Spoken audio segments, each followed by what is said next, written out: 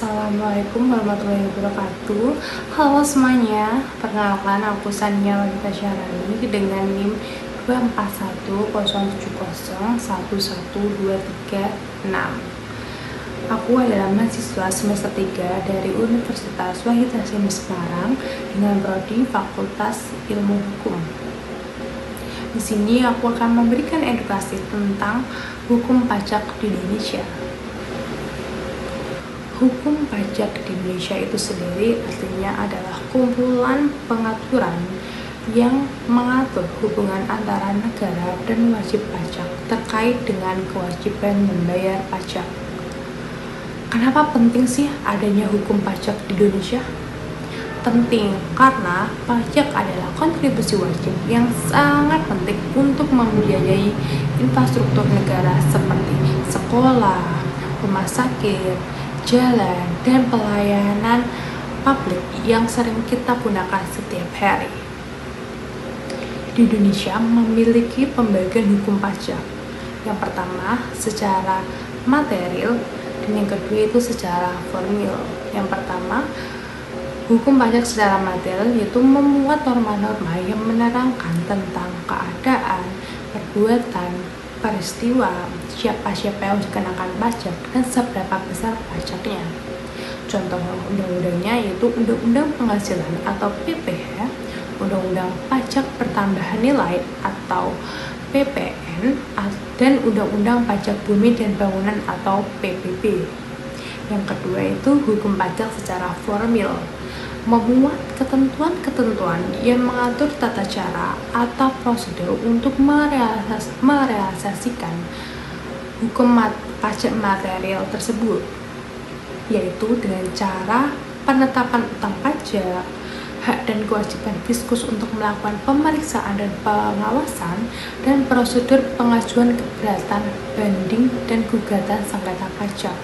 Contoh undang-undangnya yaitu Undang-Undang Ketentuan Umum dan Tata Cara Perpajakan atau KUP. Sistem pemungutan pajak di Indonesia menggunakan 3 jenis sistem utama. Yang pertama, sistem self-assessment, di mana setiap wajib pajak secara mandiri menghitung, membayar, dan melakukan pajak terutang, sementara pemerintah melakukan pengawasan. Yang kedua itu sistem official assessment, di mana lembaga pemungut pajak menentukan jumlah pajak yang harus dibayar dan wajib pajak tinggal menerima pemberitahuan. Yang ketiga itu sistem withholding assessment, di mana pihak ketiga memotong dan menyetorkan pajak atas penghasilan wajib pajak. Nah, wajib pajak itu memiliki 3 hak utama. Yang pertama, hak atas kerahasiaan, di mana semua data, keterangan, dan dokumen wajib pajak wajib dirahasiakan oleh penjabat pajak dan pihak lain yang terlibat. Pasal 34 Undang-Undang KUP. Yang kedua, hak restitusi atau pengembalian kelebihan. Wajib pajak berhak mengajukan permohonan pengembalian jika jumlah pajak yang telah dibayar lebih besar daripada yang seharusnya terutang. Terdapat di pasal 17 Undang-Undang KUP. Yang ketiga, hak mengajukan keberatan dan banding. Wajib pajak berhak menolak hasil penetapan pajak yang dikeluarkan DJP.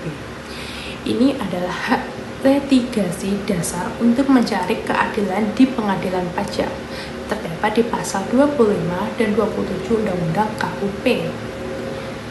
Sanksi hukum apa sih yang didapati oleh wajib pajak saat melanggar aturan undang-undang? Yang pertama itu sanksi administrasi, dikenakan jika terjadi kelalaian administrasi, misalnya telat lapor SPT.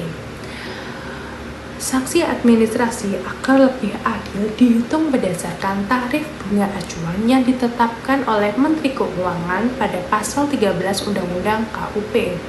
Yang kedua itu sanksi pidana, dikenakan jika ada unsur kesengajaan yang merugikan negara, misalnya memanipulasi data atau tidak menyetorkan pajak yang sudah dipungut. Penegakannya diatur oleh penyidik pegawai negeri sipil atau PPNS, pajak, dan tunduk pada Undang-Undang Nomor 8 Tahun 1981 tentang Hukum Acara Pidana. Nah, kepatuhan pajak adalah wajib nyata gotong royong dan kewarganegaraan. Namun, sebagai masyarakat yang cerdas, kita harus selalu ingat, kepatuhan harus diimbangi dengan pengetahuan. Memahami undang-undangnya, gunakan hak keberatan dan banding, dan jangan biarkan diri Anda dirugikan. Karena dalam negara hukum, keadilan fiskal adalah hak konstitusional kita bersama. Sekian dari saya. Wassalamualaikum warahmatullahi wabarakatuh.